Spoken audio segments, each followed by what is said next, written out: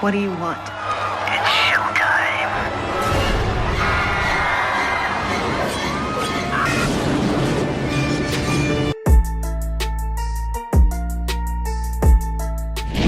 Scream 2 is directed by Wes Craven and was released in 1997, only a year after the original Scream. It stars Neve Campbell, David Arquette, Courtney Cox, Jamie Kennedy, with other newcomers, Timothy Olyphant, Liev Schreiber, who was in the first movie for a tiny bit, albeit just a cameo. Then you got Jerry O'Connell, Elise and Neal, among others. It takes place 2 years after the first, as Sidney is acclimating herself to college life while balancing her newfound fame following the events of the first movie. It all starts when two college students are murdered at the sneak preview of Stab, a movie based on the events from the first film. It's clear a copycat killer is on the loose, and that's where this story begins. So y'all thought that the first Scream was self-aware?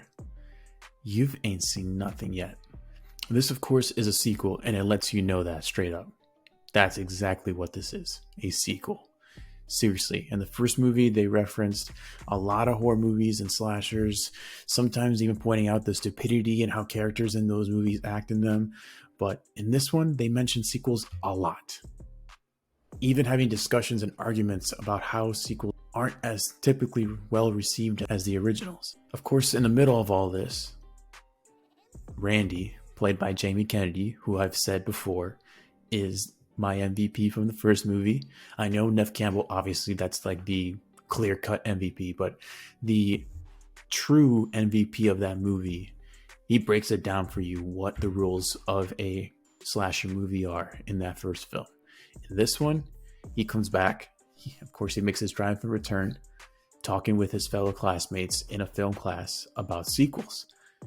But the topic breaks out because at the beginning of the movie, they're showing a movie based on the first one. It doesn't get more meta than that, by the way. I mean, seriously, there's a movie about the first movie in the sequel, and they're talking about it. Like, wow. The opening sequence was so well done in that first film that it was almost going to be an impossible thing to top that first one, let alone match it. But the whole movie within a movie was just on a whole nother level of meta for this one. Two characters die at this movie premiere by someone impersonating Ghostface. This is where the whole commentary on blaming of real life violence on entertainment angle kind of comes into play here, which honestly is still kind of a big thing now. Maybe not when it first came out, but it definitely was a huge topic of discussion in the late 90s throughout the 2000s for sure. But the fact that it was directly discussed in this movie just shows just how ahead of its time these movies were, especially these first two. But getting back to the movie itself, Randy then becomes our guide to how to survive a sequel and what the rules of a sequel are this time around, saying that typically they suck and yeah, sometimes sequels to originals definitely do. But Randy gets into this argument about what sequels have surpassed the originals. And me personally, I agree with Timothy Olyphant's character Mickey in this regard. I think he mentions T2, Terminator 2, as a superior sequel to the first Terminator movie.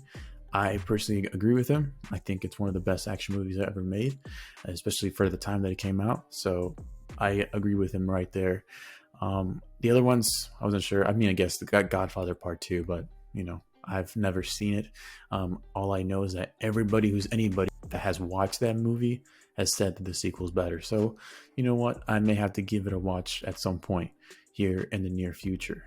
Anyways, Randy says that the rules of a sequel are as follows. Number 1, the body count is always bigger. And yeah, he's right. There were a total of 7 kills in the first film, and now this one bumps it up to, I think, 10, if I counted correctly. So Randy was right. Number 2, the death scenes are always much more elaborate, more blood, more gore, carnage candy, and then he even says that the core audience kind of expects it. And to be honest with you, yeah, you know, people became accustomed to, you know, the first one. However many kills there are in the first film, there's always going to be significantly more in the sequel. And then from there, it can increase, decrease. It just gets gorier to make up for the lack of kills. Somebody in this film takes a bunch of rebar straight through the head and body. I mean, that's pretty gory. So yeah, I think they did up it for this one. I'd say probably my favorite one was the Tatum kill with the garage. That's probably my favorite kill. I mean, you could argue definitely that Stu's kill where the TV falls on him from the first film, but I think those two are probably my favorites from that first film. This one, I would say it's the one where one of Sidney's bodyguards is on the car as Ghostface is driving it, and they drive it straight into a construction site, or what seems like a construction site, and a bunch of rebar penetrates his body and face, and it goes through his body and even into the car itself. So yeah, that was a pretty gruesome kill there. So yeah, so that was rule number 2. And number 3, If you want your sequel to become a franchise, never, ever... How did we find the killer, Randy? That's what I want to know. so Dewey cuts him off before he could finish, kind of like how he did right now. But I think Randy was either going to say, don't kill the main character, or keep things new and refreshing. But honestly, I could be wrong. As previously established before, there were 2 killers in the first film, and this one is no different. Like the first one, this pair also have motivations, but how good are they, really? Well, I can say without going into spoilers yet, that the motivation for one of them works better for me than the other one's motive, but I do like how they incorporated it into their character after the potential motive was kind of stated earlier on in the film, which was a nice touch. I didn't think that they were actually going to use it, and then that character did end up using it. So, you know, it was a pretty cool way of tying a conversation that was that was said earlier at the very end of the film, or towards the end of the film. So kudos to them for doing that whole 360 there. Standouts, of course, without a doubt, like I said, Neve Campbell as Sidney Prescott once again makes for a fantastic final girl.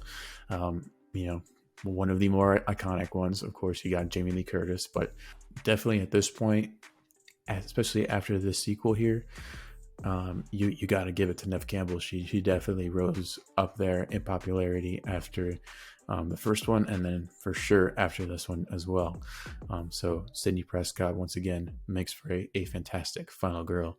And then, as I said, the GOAT, Jamie Kennedy as Randy Meeks. Guy is just funny as shit, and I love his character. He's great. He's funny. He is the cornerstone of this franchise for me, honestly. Rewatching them, I just am reminded of how great of a character Randy is. So, you know, love Randy. And then for a new character that joined this sequel, I would say Timothy Olyphant on here as Mickey definitely held his own coming in as a new character for this sequel. So those 3 are my standouts for sure. This is a worthy sequel to the first movie, but compared to the first movie, I would say I'd put that one above this one still. Boil it down, my biggest reasoning probably would be, honestly, the characters were just better in a way that they were more memorable to me in the first movie than the characters were in Scream 2. And that's just in my opinion, of course. Some people would probably say that definitely maybe the killers... see, I can't even say that, because I definitely would think that the killers in the first one were definitely more iconic and memorable than the ones in the sequel. But that's not to shade the characters or the actors in the sequel here. But that would probably be my main reasoning for this sequel just being a tad bit lower than the first one. With that said, I believe I rated the first one at a 8.7 out of 10, if I remember correctly, or somewhere around there. So for this one, for Scream 2, I'm going to give it a 8.5 out of 10. Definitely a worthy sequel and a welcome addition to the franchise, 100%. Probably my favorite sequel. That's still to be determined, because as of right now, I have not rewatched Scream 3, Scream 4, and I've not seen Scream 5 at all. So as of right now, it being the only sequel, it's my favorite sequel. And from memory, I remember liking Scream 2 the most. So, but that could change. I could change my opinion on Scream 3, albeit I haven't seen it in a long time. So we'll see about that. But I think it's time that we dive into spoilers here. So if you haven't seen Scream 2 yet, I mean, you probably have by now, I hope. But in case you haven't and you don't want to be spoiled, make sure to leave a like, subscribe to the channel if you guys haven't already, and make sure to be on the lookout for Scream 3 review coming soon. So if you haven't already clicked off by now, this is now considered spoiler territory. So let's talk about the killers in this movie. Timothy Olyphant's character, Mickey, of course, is the first killer revealed. And to be honest, I remember seeing this the first time and being like, yeah, that's the motherfucker that's going to be one of the Ghostface killers, because he just had that look. Honestly, I wasn't too shocked that he was one of the killers. A lot of his dialogue early on, kind of made it seem kind of obvious, like the way he talked about the stab premiere and the killings that happened, the whole vibe around him. It was kind of sus, to be honest, from the start. So it wasn't too shocking when it was revealed to be him as one of the killers. What I did not expect was how he was straight up a psycho who wanted to just kill people and get away with it and blame it on, the entertainment that we as a society consume.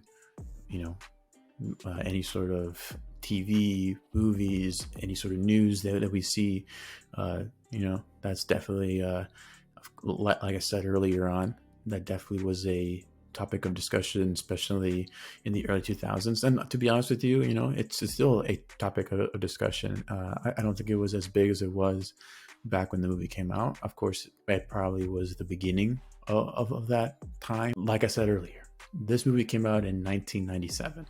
This kind of stuff was just about to be a problem in our real world. So in a way, it was a commentary on it, and clearly it was way ahead of its time. Anyways, the second killer and the true mastermind behind the plan, because it turns out Mickey was just a tool for this character, and that character being Miss Loomis. Shocker, Billy Loomis's mom, who was mentioned a couple times in the first film, but we never really saw her on screen. She was just mentioned, of course. So to have her be one of the killers in this one was, honestly, watching the first time, did not see that coming. Very, very happy surprise. Now seeing it on rewatch, you can see where she definitely had that vibe to her, where she was always there at the exact time when Ghostface is no longer there, when he leaves and she appears. So, but still, on first watch, great reveal. So her story, as it turns out, is that she's out for revenge when she finds out that Sidney is responsible for the death of her son, Billy. This is a motivation that I definitely can buy.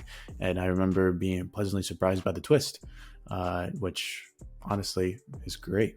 Of course, throughout the entire film, she was posing as a nosy news reporter. Debbie Salt, I think, is the alias she chose. But obviously she reveals herself to be Miss Loomis.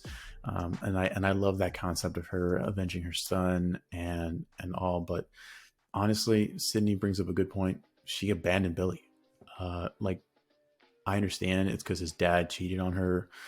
But I think if she already went as far as to completely disown and abandon Billy and have no contact or desire to have any contact with him, and pretty much the whole reason why Billy even went on that killing spree in the first movie, because he was left alone. I feel like that's kind of, at that point, it's like, why even bother? Like, you left him way before he died. So at that point, it's like, just stay away. But, it is what it is. It's just a little minor detail that's a bit odd, but, it's not a big deal. But the actress who plays Miss Loomis, I believe her name is Laurie Metcalf, or however you pronounce it. I apologize if I'm mispronouncing her last name. She does a really good job bringing that psycho Loomis energy in her performance. It definitely feels like she would be the mom of Billy Loomis. So very well done. Shout out to her. I did want to mention that a moment that stood out to me was when Mickey was using Sidney's past experiences against her. when her boyfriend Derek is strung up, and she can't figure out if Mickey's telling the truth, that Derek was a part of it, or if he's just, saying it as a method of fucking with her. And her past relationship with Billy. Of course, Billy in the first film was manipulating Sidney by making it seem like he wasn't Ghostface when in reality he was, and that twist that, honestly, that probably would have fucked anybody up. So of course she has trust issues throughout this entire film with her new boyfriend Derek, and honestly I don't blame her, but it ultimately ends up getting Derek killed, and that sucks. But last thing I gotta say as I'm wrapping this up, R.I.P. to the GOAT, Randy. The guy didn't deserve to go out the way he did. Definitely did him dirty. I just don't think, it was in his character to make that kind of mistake. Of course, he knows anything and everything that has to do with horror and slasher movies.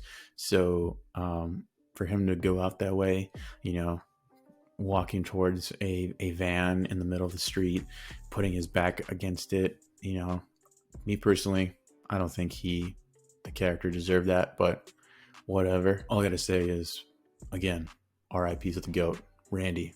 Shout out Jamie Kennedy for bringing that character to life in the first two films. So, tough.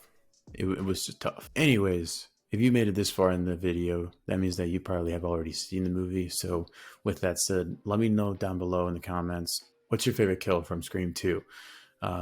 Like I said earlier, mine would probably be the kill on the agent guy that was protecting Sidney with the rebar.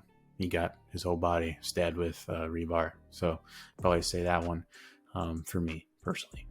With that said, leave a like, hit the subscribe button if you haven't already subscribed. I will be covering Scream 3, so you wouldn't want to miss that. And yeah, we'll see you in the next one.